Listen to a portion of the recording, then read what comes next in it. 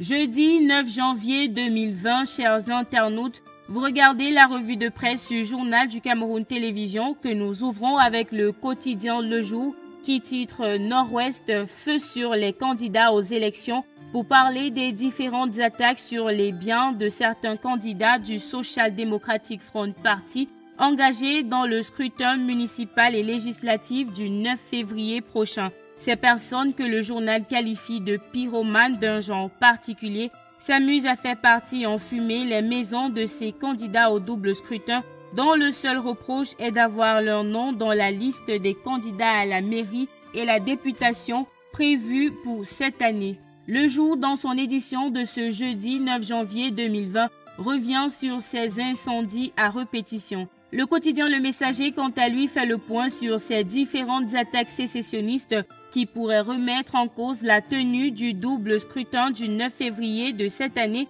dans les régions du Nord-Ouest et du Sud-Ouest. Entre bureaux administratifs et locaux d'Elecam incendiés, villages rasés et séries d'assassinats, selon Le Messager, les populations sont apeurées, dont il se pourrait que la tenue du double scrutin dans ces régions soit compromise. Plus de précisions en page 3 du quotidien Le Messager, paru ce 9 janvier 2020.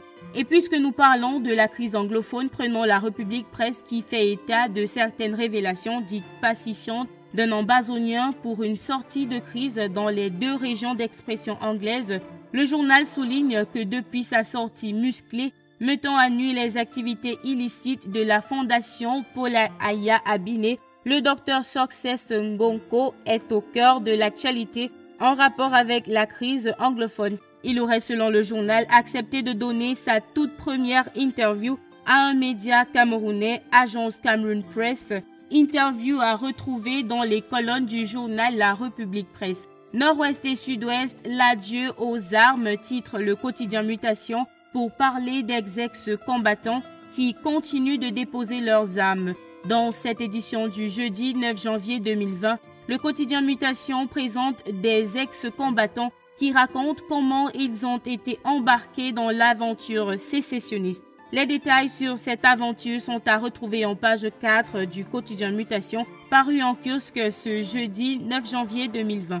Refermons cette édition de la revue de presse avec Tribune d'Afrique qui a fait un gros plan sur le ministre de l'administration territoriale Paula Tangandji, présenté comme un serviteur infatigable de l'État. Le journal écrit que ces 30 dernières années, il est resté un collaborateur loyal, un homme dévoué à la tâche, un patriote et un conseiller avisé du président Paul Biya, parfaitement bilingue, un véritable cauchemar pour les séparatistes anglophones. Et voilà qui vient mettre un terme à cette édition de la revue de presse du Journal du Cameroun Télévision. De votre attention, merci. À la prochaine.